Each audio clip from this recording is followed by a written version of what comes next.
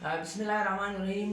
لکه څنګه چې تاسو ته معلومه ده چې د ادب کیسیر فاروق سرور د عالمي ادب کوم ستوري چې دي، کوم مخکشه خلک چې دي، هغه یې څېړلي دي. په دې حواله باندې موږ هر یو جلا جلا دغه د مخکش چې دی هغه رامخته کړی دی، دانشور چې دی رامخته کړی دی. نن موږ یو بل دانشور چې دی هغه رامخته کوو.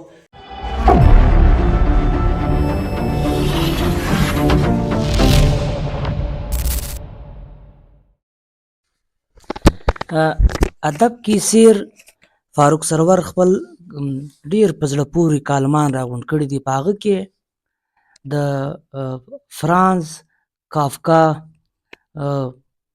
په حواله ډیر زورور مجلس کړی دی، او دوی دا وایي چې انسان رایټر چې دی د هر وخت د ایډیلیزم ښکار سي.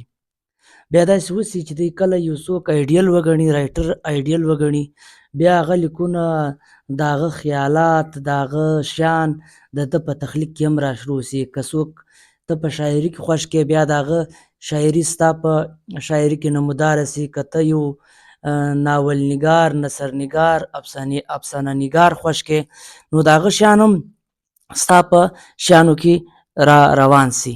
دغسې کې دوی وایي چې جرمن زبان یو ډیر مشهور ادیب او چې ډیر عجب ژوند او عجب شیان ژوند یې تیر کړی، دا جرمن زبان ادیب چې دی فرانز کافکا، د ده خپله وایي چې زما پسندیده افسانه نګار دی، ولې چې ما ډیر شیان د ده زده کړي دي.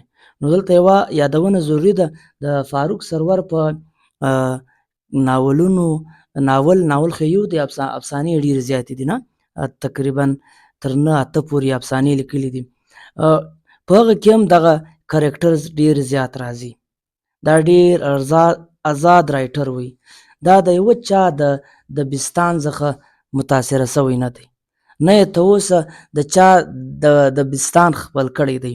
البته د ده د مرګه بعد خلکو دوی د اګزسټنشلیزم یا د وجودیت سره وتاړی.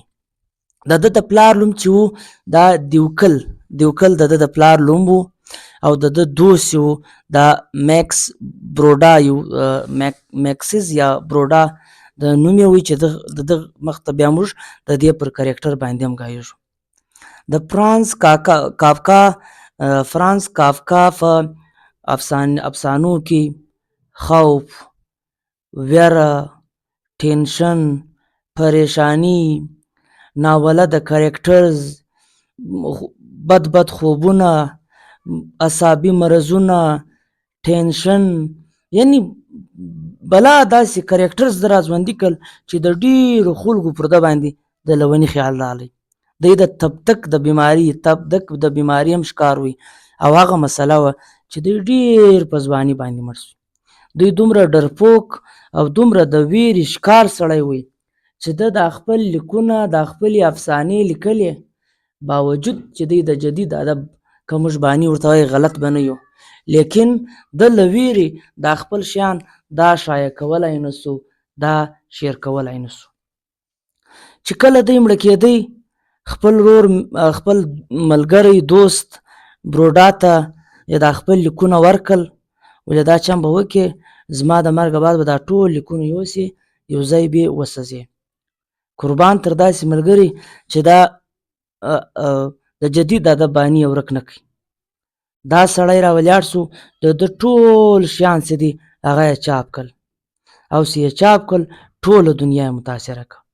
قسم د ده په افسانو کې، فکشنز کې بد خوبونه، بېبسي، د انسان بېبسي، عجب نادر علامتونه، سیمبولز راوړل.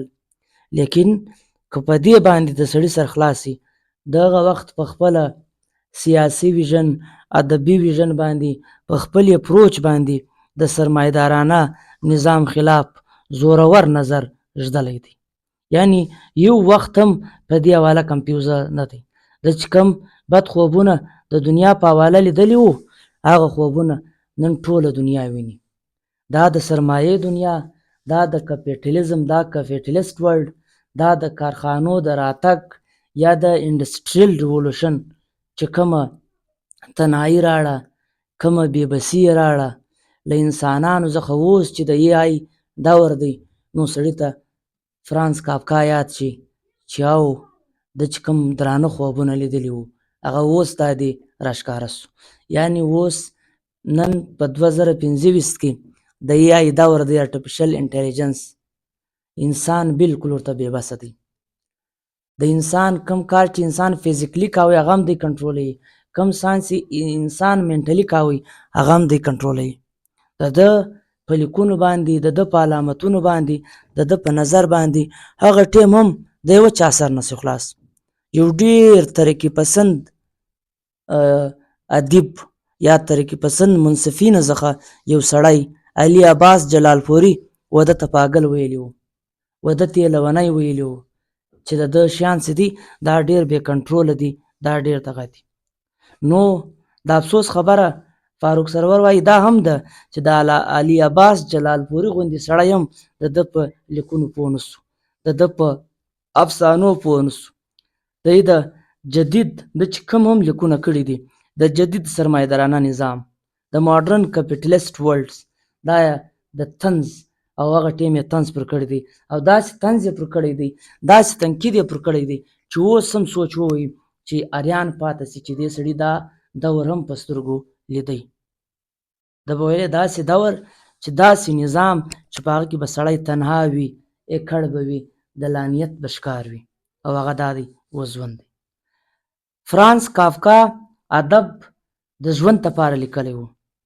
د چې کوم خوبونه دردناک خوبونه لیدلي وو، ډراوانه خواب یې لیدلي وو، هغه خوبونه چې دي هغه نن موږ په دې جدید دنیا کې په سترګو وینو.